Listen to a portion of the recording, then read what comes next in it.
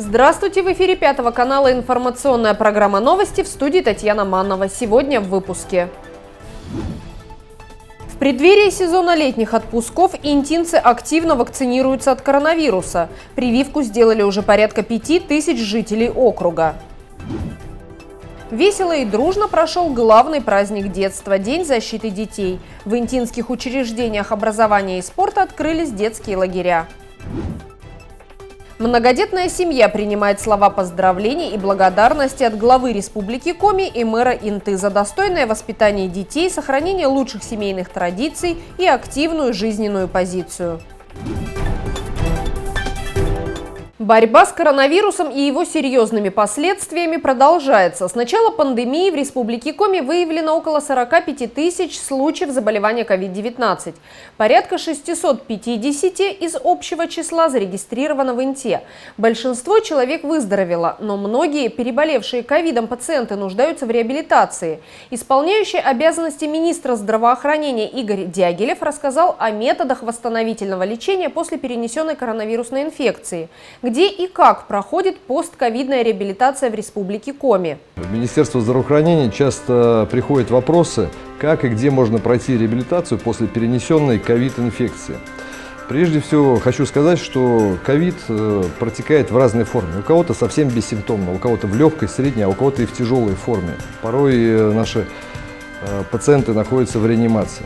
Так вот, реабилитационные мероприятия мы начинаем проводить уже непосредственно в стационаре. Это и дыхательная гимнастика, и другие виды физиотерапевтического лечения. А также, находясь в реанимации, уже наши специалисты проводят реабилитационные мероприятия, направленные на повышение мышечного тонуса и другие. После выписки из стационара первыми в республике реабилитационные наши мероприятия были запущены в Ухтинской физиотерапевтической поликлинике и в республиканском врачебно-физкультурном диспансере, который находится в городе Сыктывкар. Хочу сказать, что за весь период уже более 1000 пациентов прошли реабилитацию. Реабилитационные мероприятия проводятся с помощью различных методов, таких как бальнеотерапия, лечение минеральной водой. Мы используем наши местные уникальные сапропелевые грязи, это различные светолечения, ингаляционные процедуры с помощью различных растворов, в том числе там эвкалипт и другие. Можно использовать массаж, лечебную физкультуру. И хочу сказать отдельную благодарность нашим специалистам, которые обучают пациентов, которые перенесли ковид, и не только, обучению скандинавской ходьбе. Я порой, когда объезжаю республику, по выходным вижу в селах, когда жители нашего старшего поколения ходят с палочками и проводят мероприятия по скандинавской ходьбе. Отрадно все это видеть, и мое и моих коллег пожелание, чтобы больше наших людей вовлекались в такой здоровый образ жизни. По реабилитации, друзья, важный метод – дыхательная гимнастика. Здесь ничего сложного нету, можно посмотреть на ютубе. Реабилитация важна, нужна. Если вы не знаете, нужна ли она вам после перенесенного ковида, обратитесь к медицинскому работнику, будь то фельдшеру в селе или в поликлинику в вашем городе, вам покажут. Прежде всего, реабилитация нужна тем пациентам, которые перенесли ковид и у них была пневмония. Вирусная, бактериальная пневмония, неважно. И тогда уже врач, фельдшер порекомендует мероприятие и подскажет, где можно ее пройти. В Инте продолжается массовая вакцинация населения от коронавируса. На данный момент привилось около 5000 жителей Интинского округа. Еженедельно мобильные бригады медиков выезжают в городскую администрацию. Помимо сотрудников мэрии, активно вакцинируются специалисты бюджетных учреждений, образования, культуры, архива. Вместе инъекции может быть легкая болезненность, уплотнение или покраснение. Наложишь таблетку супрастина или парацетамол. Сегодня в баню не ходить. Душ принимать можно. Мочалкой это место не тереть. Алкоголь 3 дня не употреблять. На дачу сегодня не ходить. Спортом не заниматься. Не переохлаждаться. 18 июня прийти к нам сюда на вторую вакцинацию. Главный энергетик городского управления народного образования Алексей Ляпин положительно относится к вакцинации. Мужчина ежегодно делает прививки от гриппа. Говорит, каких-то тяжелых побочных эффектов никогда не было. Неприятных ощущений во время и после введения первого компонента «Спутник Ви» тоже не почувствовал. По словам Алексея Александровича, процедура совершенно безболезненная. С сложившейся эпидемиологической обстановкой считаю, что необходимо это сделать. в сентябре делал прививку от гриппа, но, похоже, решил сделать и сразу от ковид. На сегодняшний день у нас привито уже порядка 5000 человек. Хочется пригласить к активному участию руководителей предприятий. На сегодняшний день большую активность проявляет у нас администрация МОГУИНТа. Мы уже неоднократно выходили сюда и продолжаем каждую неделю выходить. Желающие вакцинироваться находятся и приглашают нас. Поэтому приглашаем к такому же участию и других руководителей, других организаций. Мы с удовольствием будем выходить и работать на месте с людьми. Люди приходят к нам и в Дом быта в выходные дни. Это очень удобно оказалось для населения, и для нас удобно, и для горожан удобно. Ну и в первой поликлинике у нас продолжается вакцинация. Работают несколько кабинетов на прививочную вот эту вот кампанию, поэтому приглашаем вас и в первую поликлинику, кому это удобно. Записаться никаких проблем не составляет. Очень оценили горожане возможность записаться через госуслуги. Это очень удобно. Выбираете тот кабинет, который вам удобно, то время, какое вам удобно. Сейчас большой очереди, скажем так, нет. Ажиотаж закончился. Вот, поэтому совершенно спокойно и свободно можно записаться на любое удобное время. В стране зарегистрированы несколько вакцин против COVID-19. Интинцев прививают препаратами «Спутник Ви» и «Эпивак Корона», разработанными центрами имени Гамалеи и «Вектор». По словам специалистов, отечественные вакцины эффективны, надежны и безопасны. Мы продолжаем получать «Спутник Ви». Это то же самое, что и «Гамковид-Вак». Мы получили на сегодняшний день уже 5500 доз вакцины. И у нас есть в небольшом количестве «Эпивак Корона». Вакцина синтетическая, она применяется для маломобильных граждан. Мы на дому применяем эту вакцину. И ее активно применяют на ФАПах, потому что она очень удобна для транспортировки. Она не требует особых условий, низкотемпературных, по крайней мере. Для ее транспортировки используется привычная температура +2, +8. Мы ее легко соблюдаем в термосумке, в термоконтейнере, поэтому эта вакцина используется для каких-то таких вот узких категорий граждан и населения. Гамковид-Вак – это основная вакцина, применяемая в нашем учреждении, и она уже в масштабах страны и в масштабах многих стран показала свою исключительную эффективность и безопасность. Поэтому мы очень рады, что именно эта вакцина у нас есть в наличии. Она дает очень высокий иммунный ответ, и уже через 3 недели после второй прививки те, которые обследовались и проверяли свой иммунитет, уже знают свой результат и совершенно спокойно и уверенно живут и чувствуют себя в безопасности. Вакцинация проводится совершенно бесплатно. Перед процедурой все пациенты проходят необходимый медицинский осмотр, заполняют анкету, получают рекомендации по наблюдению за здоровьем после прививки. Также врачи предупреждают о возможных побочных эффектах: подъем температуры тела, слабость или неприятные ощущения в месте укола. Как правило, все симптомы проходят очень быстро. С тяжелыми осложнениями после вакцинации в Интинскую ЦГБ никто не обращался. Статистика есть следующего плана. У нас очень легко переносят вакцинацию граждане старше 50 лет. 50 и старше, там вообще никаких нет проявлений, крайне крайне редко. Есть болезненность в месте инъекции, есть покраснение в месте инъекции, может быть небольшая невысокая температура появляется после вакцинации.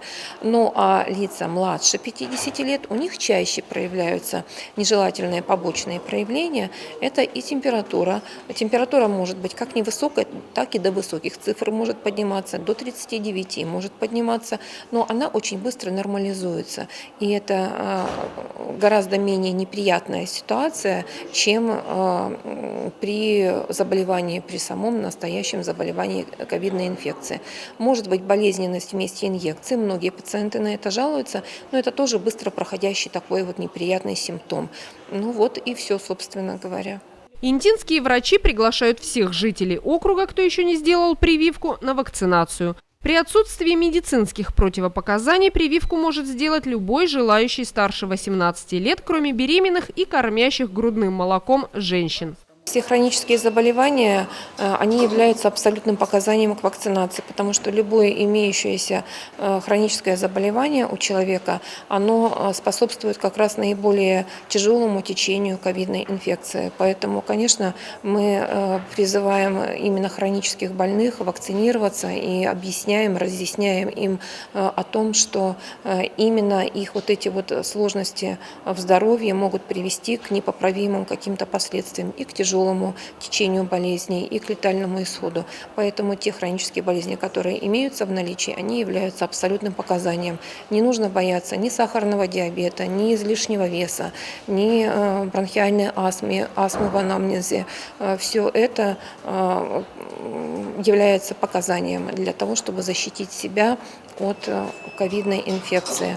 Ну а абсолютным противопоказанием является разве что сильная реакция на первое введение вакцины, но мы пока еще не сталкивались с таковыми сильными реакциями. Это температура выше 40, это какие-то такие тяжелые осложнения. Осложнений мы еще не регистрировали. Ну и из абсолютных противопоказаний, прописанных в инструкции по применению, это беременность и грудное вскармливание. И то это потому, что еще нет достаточно научных данных по совместимости беременности, да, и вакцинации. Я думаю, что со временем какие-то поправки будут внесены, потому что есть уже случаи, когда женщины вакцинировались в период беременности, но еще не знали об этой беременности и уже благополучно родили ребенка и выносили и родили, и никак это не отразилось на состоянии здоровья ни женщины, ни ребенка. Поэтому вот пока вот такие вот противопоказания: беременность, грудное вскармливание, ну и острое какое-то состояние здоровья, то есть повышенная температура, ну и недомогание за последние 14 дней. К сожалению, ни одна прививка не может дать стопроцентной гарантии от заражения, хотя и существенно снижает риски. Вакцинация способна натренировать иммунную систему реагировать на опасный вирус должным образом. Поэтому даже если человек и заразится, болезнь пройдет в значительно более легкой форме. Глава Республики Коми Владимир Уйба отправил благодарственное письмо интинской многодетной семье Локтионовых, претендовавшей в этом году на правительственную премию. Семья не победила в региональном конкурсе, но по праву заслуживает похвалы и признания. Награду вручил мэр Инты Владимир Киселев. За достойное воспитание детей, сохранение лучших семейных традиций, активную жизненную позицию всех членов семьи. Глава Республики Коми Владимир Владимирович Уйба. Спасибо. Поздравляю. Спасибо большое. Спасибо. Спасибо большое. Молодцы. Я от лица администрации и от себя лично, конечно, присоединяюсь к словам главы. Желаю вам крепкого здоровья, успехов, участвовать еще, обязательно добиваться успехов. Молодцы. Спасибо. Будем стараться. Да. Но мы уже сколько лет наблюдаем, что семьи из различных городов нашей республики участвуют в данном мероприятии. И вот в этом году решили, как говорится, испытать судьбу, собрать определенный пакет документов, сделали альбом, красивый альбом самостоятельно. Помогали друзья, конечно, потому что самим как бы не справиться, друзья есть друзья, всегда помощники. Собрали пакет документов, наградные материалы, как супруги, так и мои, так и детишек в основном, потому что дети участвуют в различных мероприятиях, как на территории школы, города, так и в республике. Даша у нас когда-то участвовала, несколько лет назад участвовала в конкурсе «Северное сияние» в республике Коми. Да. Ну, конкурс сам по себе сбор документов, конечно, сложный. Очень много бумаг нужно было заполнить, собрать определенные характеристики и так далее. Но мы это сделали. Считаю, что были бы достойны победы, но, наверное, к счастью, что у нас в республике достаточно большое количество семей, которые претендовало на данное звание. И нам не удалось победить, но мы настроены. И в будущем, думаю, что наберем побольше наград, побольше различных достижений, побываем еще где-то как раз за этот период и вновь через годик по возможности поучаствуем. В семье Локтионовых 3 детей. Старшей дочери Дарье 16 лет, ее братьям Ярославу 12 и самому младшему Роме 2,5 года. Родители Сергей и Ольга – педагоги, оба работают в школе номер 9. Ольга Алексеевна – учитель начальных классов, Сергей Николаевич – заместитель директора по безопасности, преподаватель ОБЖ, начальник местного отделения Всероссийского общественного движения «Юнармия». Даша закончила 10 класс, Ярослав – 6. Оба учатся в гимназии номер 2. После школы Дарья планирует поступать в педагогический вуз. Девочка мечтает стать учителем, как ее родители. Маленький Рома ходит в детский сад «Белочка». Многодетная семья Локтионовых очень дружная и сплоченная. С младшими братьями я провожу все время после школы, после учебы. Стараюсь им уделять внимание, особенно Роме. Он ведь совсем маленький, ему надо больше всего внимания уделять. Сама я увлекаюсь больше творчеством, но сейчас больше упор делаю на учебу, так как 11 класс, экзамены. Ну, в основном читаю, музыку слушаю. Самая обычная подростковая деятельность. И, конечно же, семья для меня – это самое главное. В любом случае, это самая важная ценность из всех. И я стараюсь, чтобы наши взаимоотношения были намного лучше. И прикладываю к этому все свои усилия. Я люблю своих родителей, своих братьев. О многодетной семье мы не мечтали. Просто так получилось и сложились обстоятельства, что мы стали многодетными, счастливыми родителями очаровательных 3 детей. 2 сыночка и лапочка-дочка, как говорится. Наша семья очень дружная. Мы любим проводить время вместе.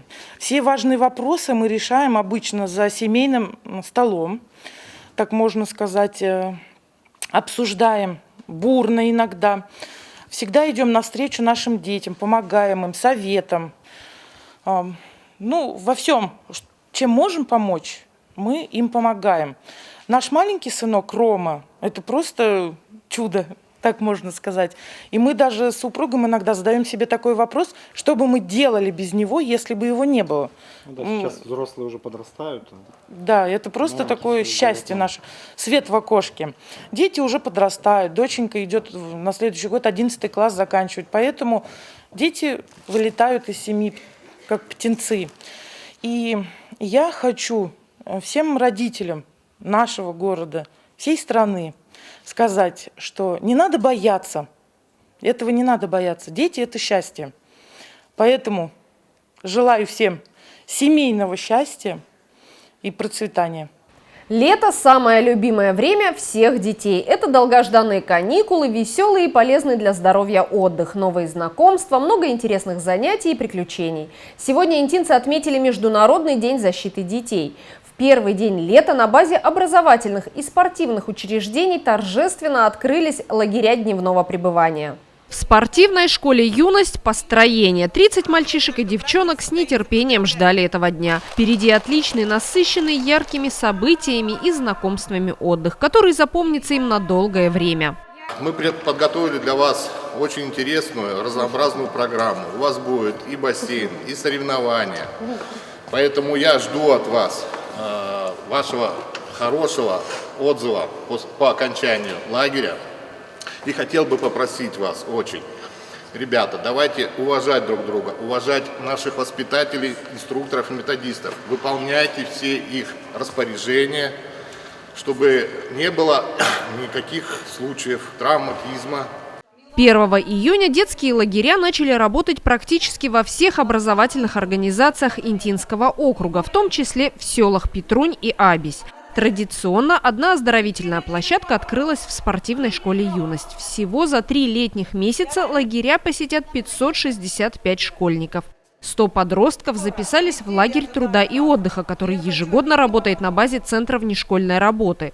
Для всех отрядов разработана насыщенная культурно-развлекательная и спортивная программа. Ежедневно с 8:30 до 14 часов 30 минут, кроме субботы и воскресенья, учащиеся будут играть, гулять, заниматься творчеством, физкультурой, участвовать в различных эстафетах.